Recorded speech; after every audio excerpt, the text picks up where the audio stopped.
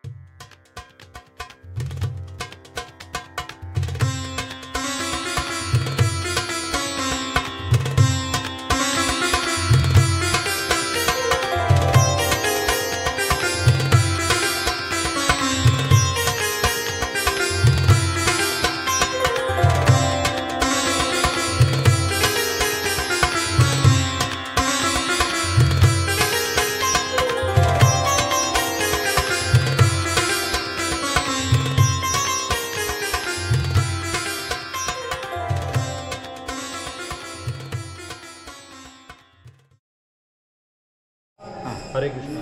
मी पर्जन्यप्रिय दास. मी इथे हे सेवेकरी आहे. जवळजवळ मी 10 वर्ष 2014पासून मी आता 10 वर्ष पूर्ण माझी इथे सेवा चालू आहे. 10 वर्ष 10 तास माझी सेवा चालू आहे. हे इस्कॉनचं खेडेगावातलं एकमेव मंदिर आहे. सर्व ही इस्कॉनची मंदिरं आहेत ती मोठमोठ्या शहरांमध्ये आहे. जगभरामध्ये 600-700 मंदिरं आहेत अशी भव्य दिव्य. आणि इथे हे खेडेगावामध्ये इस्कॉनचं मंदिर होण्याचं कारण परमपूज्य लोकनाथ स्वामी महाराज ह्या गावचे असल्यामुळे त्यांच्या गुरूंची आज्ञा होती की तुमच्या गावामध्ये एक हे मंदिर बनवा. तर त्यांच्या गुरूंच्या आज्ञेनुसार त्यांनी इथे हे मंदिर बनवले आहे आरोडे गावामध्ये. त्यांचे गुरु होते परमपूज्य गोपाल. ते कलकत्त्याचे होते. त्यांनी न्यूयॉर्कमध्ये जाऊन त्यांनी इस्कॉनची संस्था स्थापन केली आणि त्यांनी पृथ्वीच्या 14 प्रदक्षिणा केल्या ह्या प्रचारासाठी इस्कॉनच्या. आणि त्यांनी जवळजवळ 108 मंदिरं बांधली आणि आता जवळजवळ 600-700 मंदिरं आहेत अशी भव्य दिव्य इस्कॉनची. तर आणि ह्या मंदिराची स्थापना 2009 साली झालेली आहे. 2009 साली. आणि इथं उत्सव चालू होऊन 50 वर्ष झाली. यावर्षी आम्ही हा सुवर्ण महोत्सवही साजरा केला. आरोडे गावामध्ये हरिकृष्ण महोत्सव साजरा होऊन जवळजवळ 50 वर्ष झाली. आणि आता ह्या मंदिराची स्थापना होऊन 14-15 वर्ष झाली. आणि इथे दर रविवारी आणि दर एकादशीला महाप्रसाद असतो. एकादशीला उपवासाचा महाप्रसाद असतो. मंदिर 1 ते 4 बंद असतं दररोज. तेवढी वेळ सोडून आपण मंदिराला दर्शनासाठी येणाऱ्यांनी याची काळजी घ्यावी. म्हणजे 1 ते 4 बंद असतं कंपल्सरी. अशा. आणि इथे कृष्ण तत्वदर्शन आहे, गोशाळा आहे, जवळजवळ 30-40 भक्त आहेत, भक्त निवास आहे, राहण्याची व्यवस्था आहे. दर रविवारी दर एकादशीला महाप्रसाद असतो. अशा प्रकारे इथे ही दिनचर्या चालू असते. विदेशी भक्त पण येतात आणि हे विदेशातूनच सुरुवात झाली. न्यूयॉर्कला पहिली इस्कॉनची संस्था स्थापन झाली. त्यामुळे विदेशी भक्तसुद्धा येतात आणि विदेशी भक्तसुद्धा येऊन राहून कीर्तन करूनही जातात. अशा प्रकारे आमचे हे दिनचर्या चालू असते. आणि प्रत्येकाकडून साधना करून घेतली जाते. प्रचार केला जातो. गीता भागवताचा प्रचार केला जातो. अशा प्रकारे ग्रंथ वितरण मोठ्या प्रमाणात केलं जातं. प्रसाद वितरण होतो. अशा प्रकारे हे महान कार्य चालू आहे, आध्यात्मिक कार्य. हरे कृष्ण. हरे कृष्ण. हरे कृष्ण. हरे कृष्ण.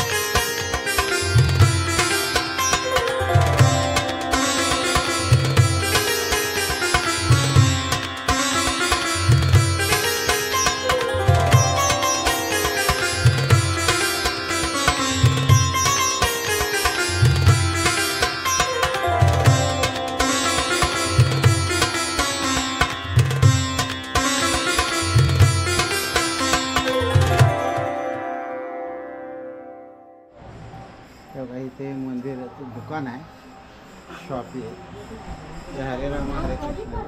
सर्व प्रकारचे अगरबत्ती, मूर्ती सगळे इथे तुम्हाला भेटेल. एकाची ताईने दिले ना ते 200 मी देते. हां दिले नाही.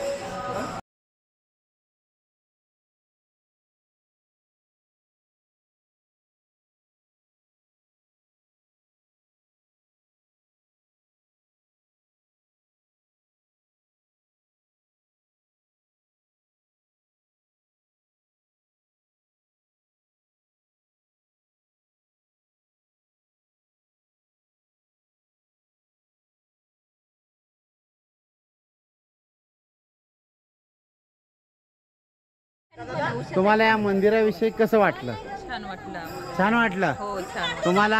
आम्हाला पण छान वाटलं, एकदम छान वाटलं. तुम्ही प्रत्येक वेळेला इकडे येता? हो तुमचं सारखं देवदर्शन असतं हो राधाकृष्ण गोपाल मंदिरला? हो. चला मग. इकडे बघ. चिंटुकली पिंटुकली. आम्ही पहिल्यांदाच या मंदिरात आलोय. आम्हाला खूप खूप खूप खूप आनंद झाला आहे. हे राधाकृष्ण मंदिरामध्ये येऊन आम्हाला खूप मन तृप्त झालं आहे. धन्यवाद.